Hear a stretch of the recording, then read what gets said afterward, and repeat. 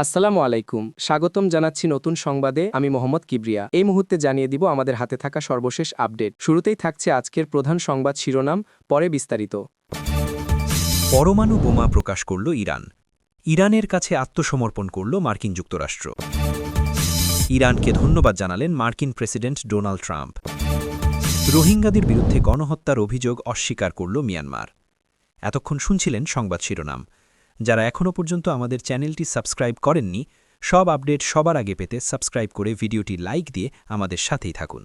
এবার বিস্তারিত। আন্তর্জাতিক রাজনীতি এবং ভূ-রাজনৈতিক অঙ্গনে সম্প্রতি এক অত্যন্ত নাটকীয় এবং কার্যত অবিশ্বাস্য আলোচনার সূত্রপাত হয়েছে, যার কেন্দ্রে রয়েছে ইরানের পারমাণবিক কর্মসূচি এবং মার্কিন যুক্তরাষ্ট্রের সাথে দেশটির সম্পর্ক। সামাজিক যোগাযোগ মাধ্যম এবং কিছু আনুষ্ঠানিক নিউজ পোর্টালে এমন কিছু খবর এবং বিশ্লেষণ ছড়িয়ে পড়েছে, যেখানে একটি পরিস্থিতি তুলে ধরা হয়েছে যেখানে ইরান তাদের পারমাণবিক বোমা প্রকাশ করেছে এবং এর ফলে মার্কিন যুক্তরাষ্ট্র ইরানের কাছে আত্মসমর্পণ করেছে। নিরাপত্তা বিশ্লেষকরা বলছেন, এই ধরনের আলোচনার জন্ম হয়েছে মূলত দুটি কারণে। প্রথমত, ইরানের পারমাণবিক কর্মসূচি নিয়ে ক্রমবর্ধমান উদ্বেগ এবং অস্বচ্ছতা। আন্তর্জাতিক পরমাণু শক্তি সংস্থা বা IAEA এর তথ্য অনুযায়ী ইরান তাদের ইউরেনিয়াম সমৃদ্ধকরণের মাত্রা এমন একটি পর্যায়ে নিয়ে গেছে যা পারমাণবিক বোমা তৈরির জন্য প্রয়োজনীয় মাত্রার খুব কাছাকাছি। যদিও ইরান সবসময়ই দাবি করে আসছে যে তাদের পারমাণবিক কর্মসূচি সম্পূর্ণ শান্তিপূর্ণ এবং বিদ্যুৎ উৎপাদনের উদ্দেশ্যে পরিচালিত, কিন্তু পশ্চিমা দেশগুলো এবং ইসরায়েল এই দাবিকে বিশ্বাস করে না। এই অবিশ্বাস থেকেই একটি পারমাণবিক সংঘাতের আশঙ্কা তৈরি হয়েছে এবং অনেকেই মনে করছেন যে ইরান হয়তো গোপনে পারমাণবিক অস্ত্র তৈরি করে ফেলেছে বা করার দ্বারপ্রান্তে রয়েছে। দ্বিতীয় কারণটি হল মার্কিন যুক্তরাষ্ট্রের সাম্প্রতিক বিদেশনীতি এবং মধ্যপ্রাচ্যে তার ভূমিকার পরিবর্তন। আফগানিস্তান থেকে সেনা প্রত্যাহার এবং ইউক্রেন সংকটে মনোযোগ কেন্দ্রীভূত করার পর অনেকেই মনে করছেন যে মধ্যপ্রাচ্যে মার্কিন যুক্তরাষ্ট্রের প্রভাব এবং সামরিক হস্তক্ষেপের ইচ্ছা আগের চেয়ে কমে এসেছে। এই প্রেক্ষাপটেই এই কাল্পনিক দৃশ্যকল্পটি তৈরি হয়েছে, যেখানে বিশ্লেষকরা বোঝাতে চাইছেন যে যদি ইরান সত্যিই পারমাণবিক অস্ত্রের অধিকারী হয়, তাহলে মার্কিন যুক্তরাষ্ট্রের পক্ষে এই অঞ্চলে সরাসরি সামরিক হস্তক্ষেপ করা প্রায় অসম্ভব হয়ে পড়বে এবং তাদের ইরানের প্রভাবকে মেনে নিতেই হবে, যা এক ধরনের প্রতীকী আত্মসমর্পণ হিসেবে দেখা যেতে পারে। এই ধরনের আলোচনা মূলত মার্কিন যুক্তরাষ্ট্রের ইরান নীতির একটি কঠোর সমালোচনা এবং একটি সম্ভাব্য ভয়াবহ ভবিষ্যতের প্রতি একটি সতর্কবার্তা। এটি একটি থট এক্সপেরিমেন্ট বা চিন্তার পরীক্ষা, যা আমাদেরকে একটি পারমাণবিক সক্ষমতা সম্পন্ন ইরানের উত্থান এবং তার ফলে মধ্যপ্রাচ্যের ক্ষমতার ভারসাম্যে কী ধরনের নাটকীয় পরিবর্তন আসতে পারে তা নিয়ে ভাবতে বাধ্য করে। বাস্তবে অধিকাংশ বিশেষজ্ঞই মনে করেন যে মার্কিন যুক্তরাষ্ট্রের মতো একটি বিশ্বশক্তি কোনো দেশের কাছেই সামরিকভাবে আত্মসমর্পণ করবে না, কিন্তু একটি দেশ পারমাণবিক অস্ত্রের অধিকারী হলে তার সাথে সামরিক সংঘাতে যাওয়ার ঝুঁকি অনেক গুণ বেড়ে যায়, যা যে কোনো দেশকেই বিরত রাখতে পারে। এই পারমাণবিক প্রতিরোধ বা নিউক্লিয়ার ডেটারেন্সের কারণেই উত্তর কোরিয়ার মতো একটি দেশও মার্কিন যুক্তরাষ্ট্রের সরাসরি সামরিক হুমকির মুখে টিকে থাকতে পারছে। তাই এই কাল্পনিক পরিস্থিতিটি যদিও বাস্তবে ঘটেনি, কিন্তু এটি একটি অত্যন্ত গুরুত্বপূর্ণ ভূরাজনৈতিক বাস্তবতাকেই তুলে ধরে। এই ধরনের কাল্পনিক কিন্তু উদ্বেগজনক পরিস্থিতি এড়াতে আন্তর্জাতিক সম্প্রদায়ের ভূমিকা কী হওয়া উচিত বলে আপনি মনে করেন? আপনাদের মূল্যবান মতামত আমাদের কমেন্ট সেকশনে জানাতে পারেন। ইরানের অভ্যন্তরীণ বিচার ব্যবস্থা এবং মানবাধিকার পরিস্থিতি নিয়ে আন্তর্জাতিক অঙ্গনে যখন গভীর উদ্বেগ এবং সমালোচনা চলছিল, তখন একটি অপ্রত্যাশিত এবং অত্যন্ত ইতিবাচক ঘটনা ঘটেছে, যা নিয়ে বিশ্বজুড়ে, বিশেষ করে মার্কিন যুক্তরাষ্ট্রে কিছুটা স্বস্তির নিঃশ্বাস ফেলা হয়েছে। ইরানের বিচার বিভাগ সাম্প্রতিক বিক্ষোভের সময় গ্রেফতার হওয়া এবং মৃত্যুদণ্ডে দণ্ডিত হওয়া সকল বিক্ষোভকারীর দণ্ডাদেশ বাতিল করার সিদ্ধান্ত নিয়েছে বলে বিভিন্ন আন্তর্জাতিক সংবাদ সংস্থা খবর প্রকাশ করেছে। এই অভাবনীয় সিদ্ধান্তের প্রতিক্রিয়ায় মার্কিন যুক্তরাষ্ট্রের সাবেক প্রেসিডেন্ট ডোনাল্ড ট্রাম্প এক টুইট বার্তায় ইরানের সরকারকে ধন্যবাদ জানিয়েছেন। তিনি তার টুইটে লেখেন, ইরানের পক্ষ থেকে একটি সুন্দর এবং মানবিক সিদ্ধান্ত, আমরা এটি অত্যন্ত সাধুবাদ জানাই। এই ঘটনাটি অত্যন্ত তাৎপর্যপূর্ণ, কারণ ট্রাম্পের শাসনামল জুড়েই ইরানের সাথে মার্কিন যুক্তরাষ্ট্রের সম্পর্ক ছিল চরম বৈরিতাপূর্ণ। দেশের শীর্ষস্থানীয় নিউজ পোর্টাল যেমন প্রথম আলো এবং যুগান্তর তাদের আন্তর্জাতিক পাতায় এই খবরটি গুরুত্ব সহকারে প্রকাশ করেছে। ট্রাম্পের প্রশাসন ইরানের উপর একের পর এক কঠোর অর্থনৈতিক নিষেধাজ্ঞা আরোপ করেছিল এবং দেশটির শাসন ব্যবস্থাকে একটি চরমপন্থী এবং অত্যাচারী সরকার হিসেবে অভিহিত করেছিল। সেই ট্রাম্পের মুখ থেকেই ইরানের সরকারের প্রশংসা আসাটা অনেককেই বিস্মিত করেছে। বিশ্লেষকরা এই ঘটনাটিকে কয়েকটি দৃষ্টিকোণ থেকে দেখছেন।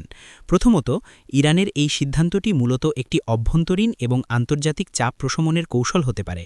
দেশজুড়ে চলা বিক্ষোভ এবং আন্তর্জাতিক মানবাধিকার সংস্থাগুলোর ক্রমাগত সমালোচনার মুখে ইরানের সর্বোচ্চ নেতৃত্ব হয়তো বুঝতে পেরেছেন যে গণহারে মৃত্যুদণ্ড কার্যকর করলে তা পরিস্থিতিকে আরও অস্থিতিশীল করে তুলতে পারে এবং সরকারের বিরুদ্ধে জনরোষ আরও বাড়িয়ে দিতে পারে।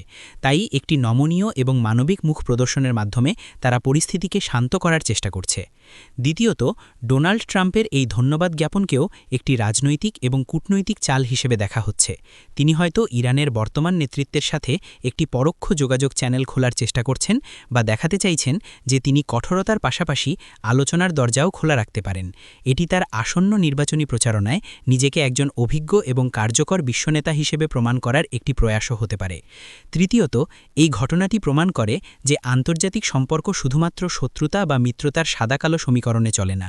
প্রয়োজনে এবং পরিবর্তিত পরিস্থিতিতে চরম প্রতিপক্ষ একে অপরের ইতিবাচক পদক্ষেপের প্রশংসা করতে পারে। তবে এই ঘটনায় মানবাধিকার সংস্থাগুলো কিছুটা সতর্ক প্রতিক্রিয়া ব্যক্ত করেছে। তারা মৃত্যুদণ্ড বাতিলের সিদ্ধান্তকে স্বাগত জানালেও সকল রাজনৈতিক বন্দীর নিঃশর্ত মুক্তি এবং ইরানের বিচার ব্যবস্থায় একটি মৌলিক সংস্কারের জন্য তাদের দাবি অব্যাহত রেখেছে।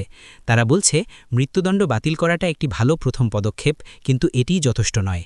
এখন দেখার বিষয়, ইরানের এই নমনীয় মনোভাব কি একটি স্থায়ী পরিবর্তনের রূপ নেবে, নাকি এটি শুধুমাত্র একটি সাময়িক কৌশল হিসেবেই থেকে যাবে।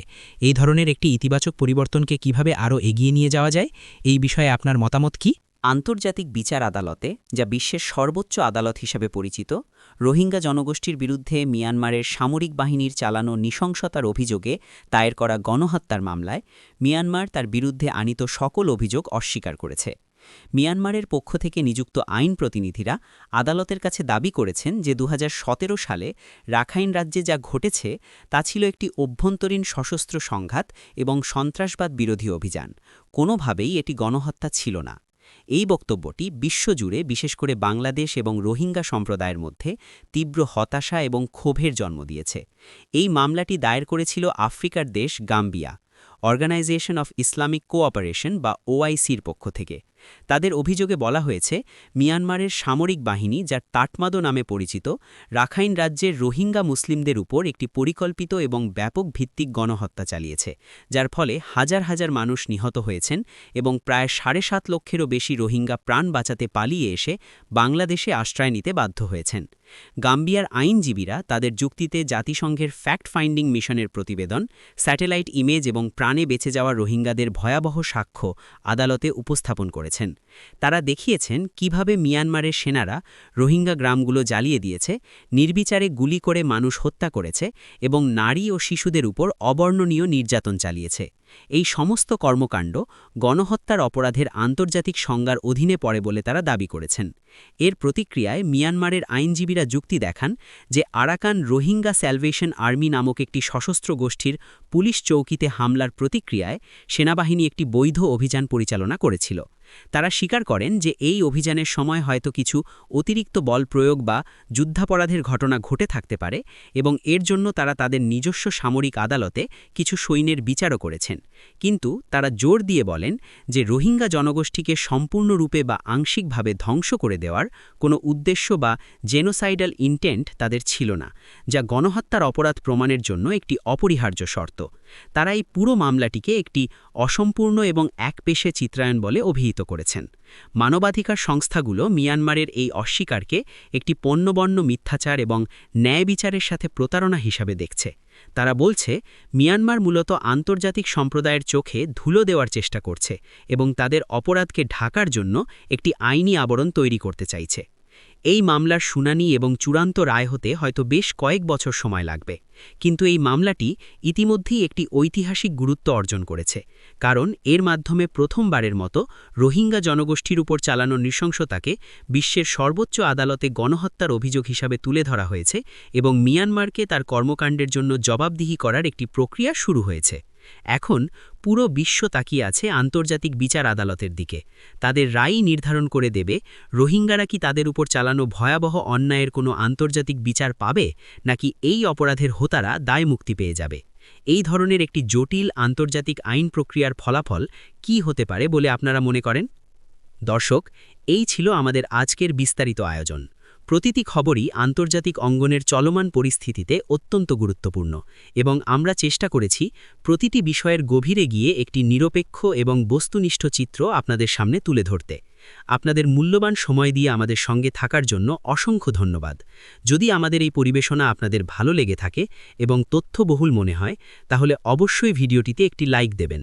আপনাদের প্রতিটি লাইক আমাদের আরও ভালো কাজ করতে অনুপ্রাণিত করে। আর আপনি যদি আমাদের চ্যানেলে নতুন হয়ে থাকেন এবং এই ধরনের নিরপেক্ষ ও গভীর বিশ্লেষণমূলক খবর নিয়মিত পেতে চান, তাহলে এখনই চ্যানেলটি সাবস্ক্রাইব করে পাশের বেল আইকনটি অন করে রাখুন। এতে করে আমাদের নতুন কোনো ভিডিও আপলোড হওয়া মাত্রই আপনি সবার আগে নোটিফিকেশন পেয়ে যাবেন। ভালো থাকবেন, সুস্থ থাকবেন। দেখা হবে পরবর্তী কোনো গুরুত্বপূর্ণ আপডেট নিয়ে।